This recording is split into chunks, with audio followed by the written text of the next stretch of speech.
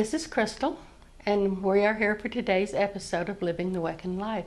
Today I have a guest, the Rev Don Lewis, and we are going to be talking about spirit guides. Yes. So, Don, define spirit guides for me.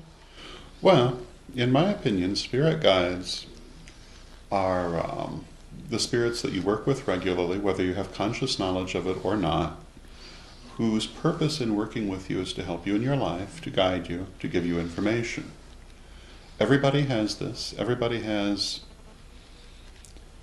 I'd say, an average of about 5 that they work with, but some people have more, and people who actually do psychic work are going to have more than those who don't. Right. Also, the more you work to clarify your connection with your guides, the more likely you are to get good information from them. If you play at it now and then, it won't be nearly as good a connection. If you don't do anything spiritual, then chances are the only time that you will feel their influence is on very important things, in which case you may not really know where it's coming from. True. Often, I believe that any guide that you're working with you have known in this or another lifetime, but you may not have conscious knowledge of that because it may not be this lifetime. And the best way to build a relationship with guides is to work with them every day. If you are not clairvoyantly open, talk to them every day. Even though you cannot yet get an answer, it will come. I've found that working with guides, most things do come. Sometimes they take a while. Different guides seem to specialize in different things. Most people have a kind of master guide or gatekeeper who is their primary guide. And then, as I say, a number of others, usually a total of about 5, but for some people many more, who have greater or lesser specialization. Sometimes also you'll have temporary guides who come to you for a particular purpose, often healing of different kinds. In our family, our primary guides are our immediate family who have passed on. Mm-hmm. I don't believe that this is common for everyone. It's very unusual, but in our family, we worked with this, and so we develop it even before we die. Yes. For example, when our turn comes to die, undoubtedly we will act as guides, because we're already practiced. That's true. And for several generations they've been practicing. Right. And we'll know it from both sides. Yes.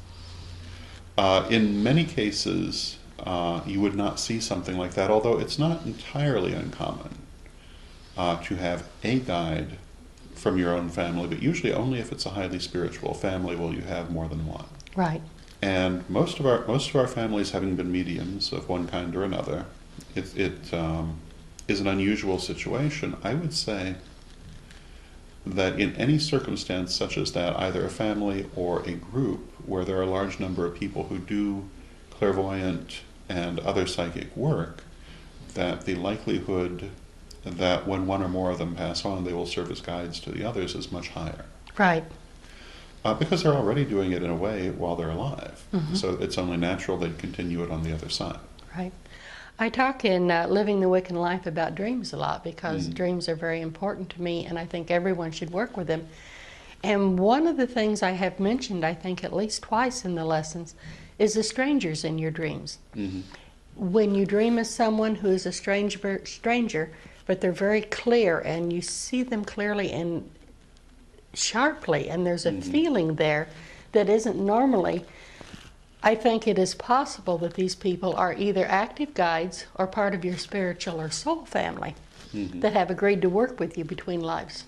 I would certainly agree, and I would also make the comment that that quality of clarity and immediacy in a dream is often a sign that it's not an ordinary dream, but a kind of psychic working that your conscious mind may distort to a greater or lesser extent, but which is actually going on not in the dream state, but in the astral state. That is a good point, yes. Or not in what we normally mean by the dream state. Right. Often people will have various kinds of spiritual healing in which their guides take part, in which they experience as a dream, which may take on a very symbolic form, But still, if you know what you're looking for, you can see that it was a spiritual healing. Sometimes these come out seeming to be nightmares because of the amount of energy involved in them. If you wake up during a working where you're working with high-level energy that you're not accustomed to, it's not uncommon for it to trigger a fear response. True. So if any of our viewers have had dreams that they woke up from very much afraid, and yet the dream was not frightening, this is probably what has happened. Very similar to dreams of trying to turn on a light or turn on a radio, but especially a light and you turn it on and it won't stay on, or you can't get it to turn on. Often you're dreaming at a much higher level, but the conscious mind can't follow to that degree. So you bring back the image of not seeing. Many of the things that we do spiritually are hard for the conscious mind to comprehend. And this is one of the reasons that we use symbolism so extensively. It is possible to experience in symbolic ways things you could not rationalize. And indeed, the great value of symbols is that they bypass that part of the mind, right, and work directly with the deeper parts. And dreams are above all symbolic experience. True. And in terms of altered states of consciousness, Carlos Castaneda, in his Don Juan series, talked about, in one of the later books, Don Juan, I think, hit him on the back or someplace, what he called an assemblage point. And Carlos Castaneda suddenly remembered all of this teaching and experiences he had had in an altered state of consciousness that he wasn't yet able to bring back to the conscious mind. And I would also point out that when people are doing spiritual work, sometimes quite spontaneously they will realize that they have learned things without having necessarily the conscious knowledge of having done so. Yes. Sometimes it will come in the form of dreams, sometimes it will just come as a knowing, sometimes there will be an event such as you describe in the book, which will trigger it. But it is absolutely the case that when you're doing spiritual work, often there are things going on at a soul level that the conscious mind comes to later. Right.